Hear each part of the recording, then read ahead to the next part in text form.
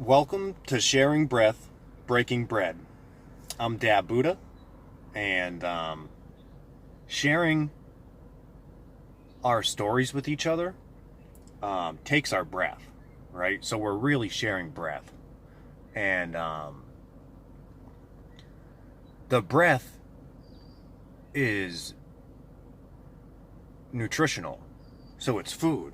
So really, when we're sharing our story, we're breaking bread together.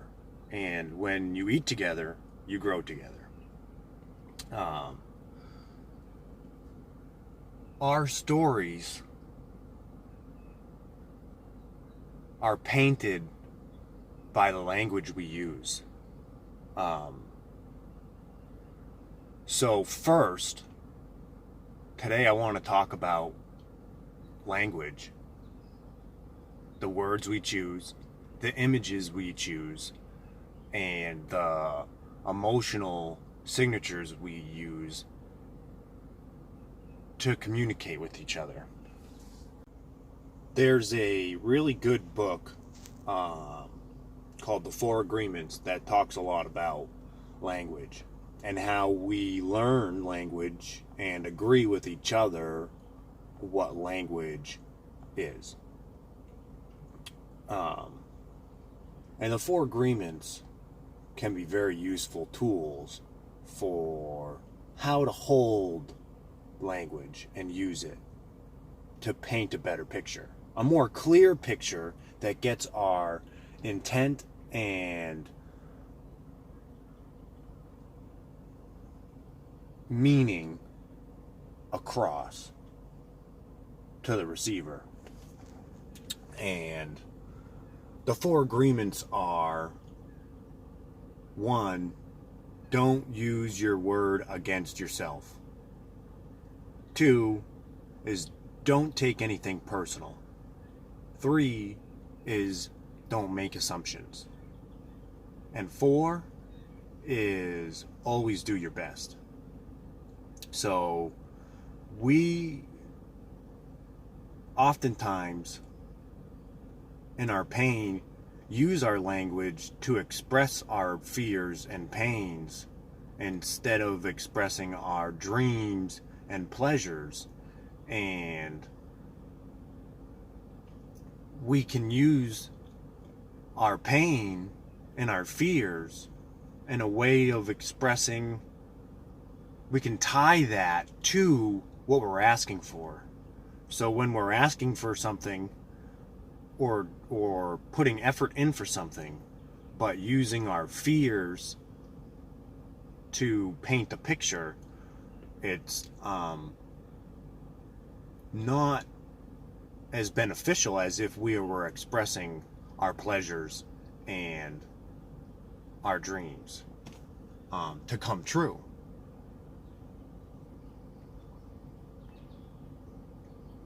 So when we use certain languages, certain thoughts, certain emotional responses and actions that aren't in line with what we want, aren't opposing what we want, then we're fighting ourselves. And that's how we could use our language against ourselves.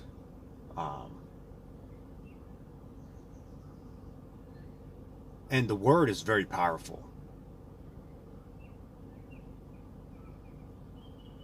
The word is vibrational. You can hear the vibrations as I'm speaking, and everything's vibrating.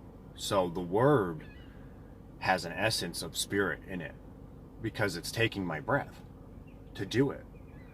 And if you use your breath to paint your dream and act upon it in line with it, as opposed to using it to paint your fear and work against your fear,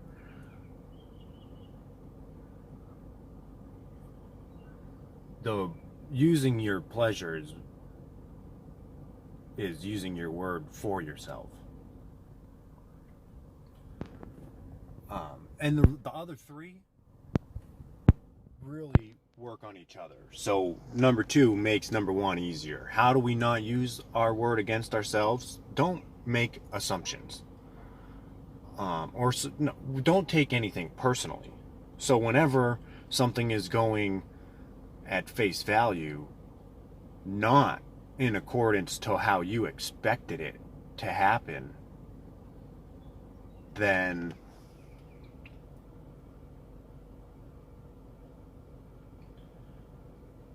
you won't ever use your emotional language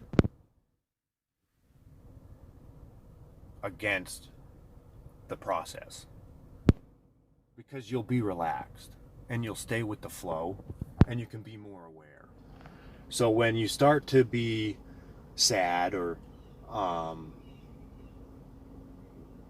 feeling jilted or something, however you may feel on the things that happen to us, for it's not what happens to us, it's how we react to those things.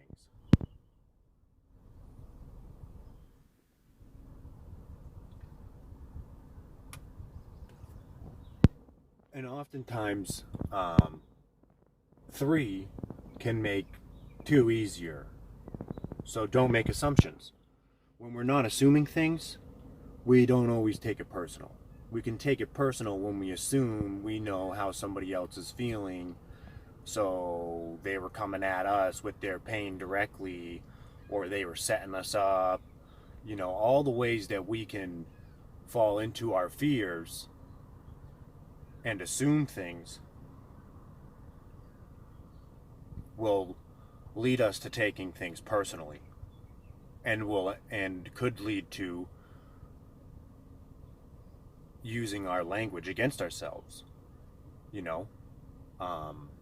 So when we're just remaining aware instead of being assuming, people also react better to us, and the environment flows a little better together, because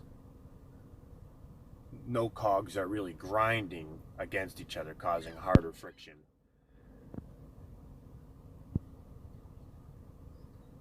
And number 4 is always do your best. So that takes the pressure off of when you do happen to make an assumption or take something personally, to use your language against yourself. It's just a part of the learning process. You're going through all the paint on your easel, and you're mixing and matching to see what colors make what colors create what effect around each other, which 3s and 4s that go together, all the ways you can use the color of the rainbow, all the ways you can use your emotional responses, every language, every sound, vibration, phonetics tied with a thought or an emotion, all those different combinations of things that you can do. You don't have to, but you go through them in the process of learning what's what to paint your truth. And the more we use these and figure it out, the smoother the transactions and exchange will be. In the second book, which was, side note, written by the son of the first book, The 4 Agreements, is called The 5th Agreement.